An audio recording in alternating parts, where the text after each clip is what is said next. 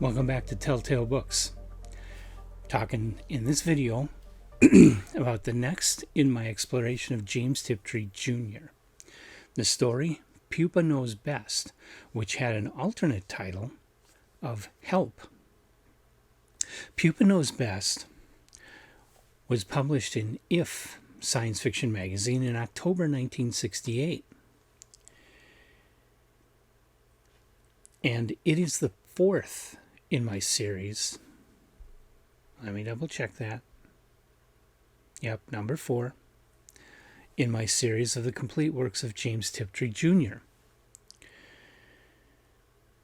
When it was published, it's only been collected in this book, in the U.S. only in paperback.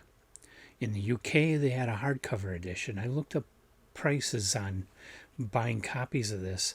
In this condition, you can get it for like $15, but in really nice condition, you're going to pay $150 for this book. And for the hardcover, the same price.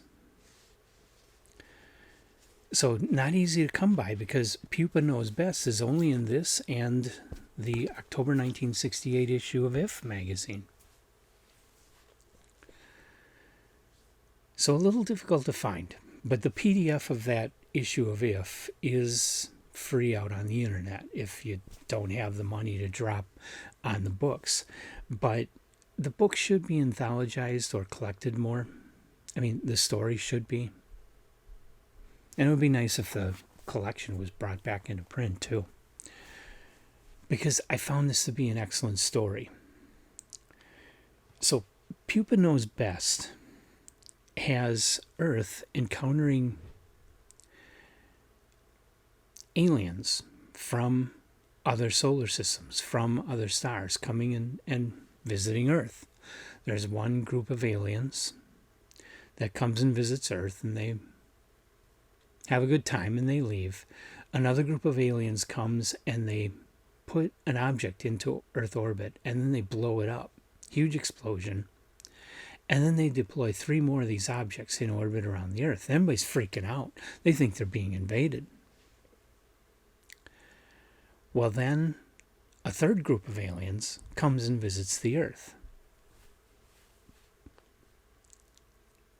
And these aliens have a material that they put out into space which goes and dissolves these bombs. So they get rid of the bombs and they come down to Earth.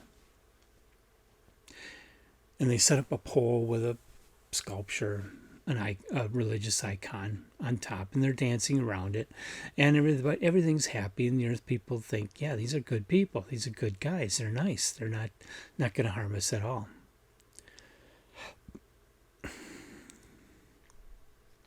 Well, it doesn't exactly work out that way, because when these aliens start to learn more about Earth's religions, and in particular similarities with what they call the great pupa, I guess it is. They hatch kind of like butterflies or moths out of a pupa state, except most of them don't fly. But this one pupa, way back in their history, apparently did come out and had wings and flew away. And they noticed a lot of similarities between their great pupa and Jesus Christ. But the story of Christ is not the same as theirs. So it's wrong. So we've got it wrong. And they are missionaries. So they have come to set us right. And that's where things get bad. Because then another faction of this species of aliens comes and starts fighting with the first faction. The two of them are 2 different religions from the same solar system, and they don't agree with each other, and they're fighting each other, and they're basically destroying Earth in the process, because they're fighting on Earth over their religious ideals.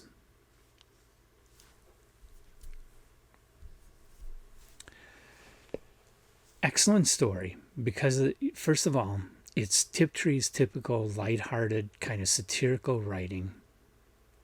The aliens come across as more cutesy than dangerous, but of course, true to Tiptree, things get changed through the course of the story, and you find out they're not as cute or nice or fun-loving as they seem to be. That's kind of typical of Tiptree. And things get bad, which is also kind of typical of Tiptree.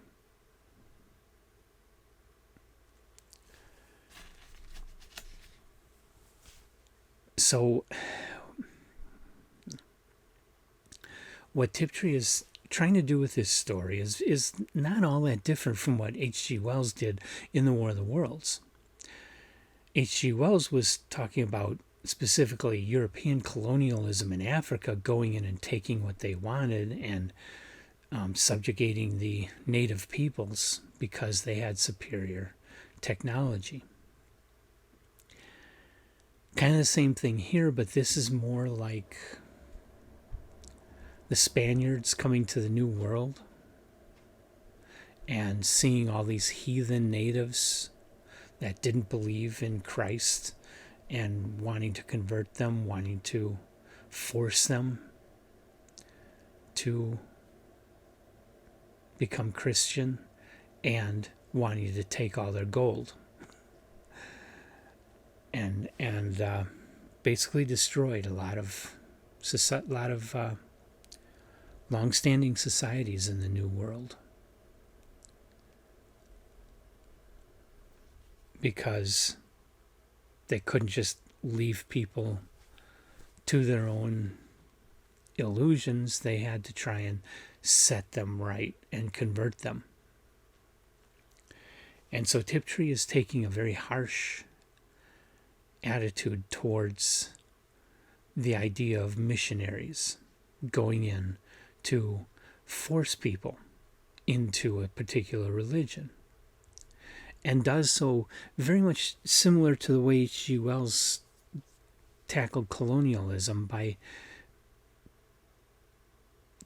turning the tables where we are the primitive heathens and an alien race is coming to Earth and forcing us to try and see the light.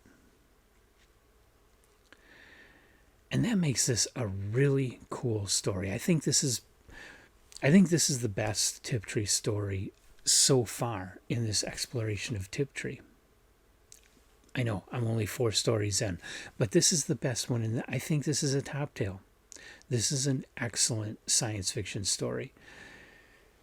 And so, the writing is really good. The style is really good. The characterization of the aliens is really good. The imagination is really good. I mean, everything you want about this story is there. Tiptree was an excellent writer. Alice Sheldon was an excellent writer. So I recommend this one. And I hope you'll check it out.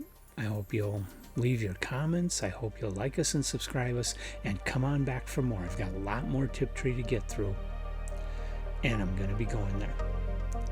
So I'll see you in the next one.